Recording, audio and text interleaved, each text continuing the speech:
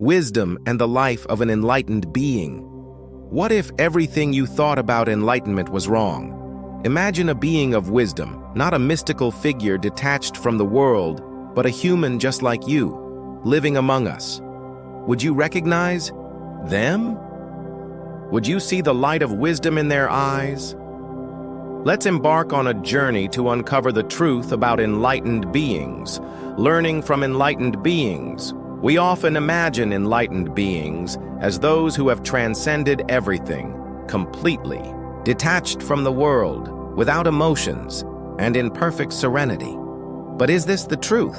Or is it merely an idealized image created by humans? Let's explore the true nature of an enlightened being, how they perceive the world, and how they live among us. Enlightened beings are not supernatural creatures. Many assume that an enlightened being does not need food, rest, or any physical necessities.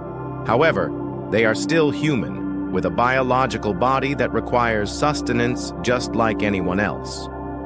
Consider the life of the Buddha. He was once a prince, living in luxury, but eventually realized that material wealth did not bring true happiness. He renounced his royal life, lived as an ordinary person, and gradually discovered the path to enlightenment. Even after his enlightenment, he still ate, drank, and accepted offerings from his supporters. This shows that enlightenment is not about abandoning basic needs, but about releasing attachment to them. How enlightened beings perceive material wealth. Enlightenment does not come from rejecting material possessions entirely. Instead, enlightened beings simply do not cling to them. Imagine a monk living deep in the forest, growing vegetables, cooking meals, and sewing his own robes. Does this mean he has no need for material things? No. He still uses them but is not controlled by them. Once, an old Zen master was asked by his disciple, "Do you ever worry about the future?" The master replied, "I still plant rice. I still store food. But I do not fear if tomorrow brings nothing to eat." This illustrates that enlightened beings do not seek security in wealth, but they also do not reject it completely. They live with inner freedom, unbound by material possessions. Living with true wisdom.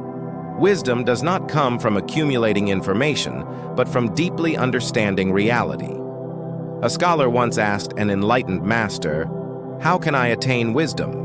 The master simply smiled and poured tea into the scholar's cup until it overflowed.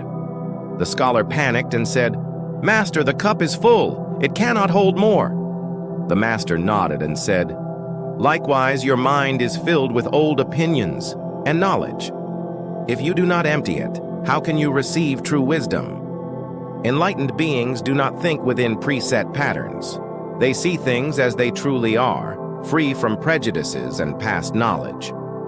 An enlightened being still has emotions but is not controlled by them. A common misunderstanding is that enlightened beings no longer experience emotions.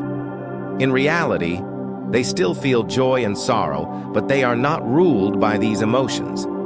One day, a Zen master was meditating under a tree when a disciple asked, "Master, do you ever feel anger?" The Zen master replied, "Anger is like a cloud. It comes and goes, but the sky is never held by the clouds forever." Enlightened beings may feel anger, but they are not governed by it. They acknowledge their emotions without letting them cloud their wisdom. They act not for fame or gain, but because it is their nature. An enlightened person is not driven by ambition or fear. They act, help others, and serve not for recognition, but simply because it is their nature to do so. A great teacher dedicated his life to helping the poor, but never sought fame. When asked, "Why do you help people without wanting recognition?" he smiled and said, "The sun shines not because it wants praise. It shines because that is its nature." True wisdom is inner freedom. An enlightened being is not a supernatural entity, nor a saint living apart from the world. They still live among us, still eat, still feel emotions, but they are not bound by them. Their wisdom does not come from books, but from a deep understanding of life. They do not seek perfection, but live fully in the present. They do not chase wealth, nor do they avoid poverty. Most importantly, they are completely free, not bound by material things, emotions, or thoughts. That is the true wisdom of an enlightened being.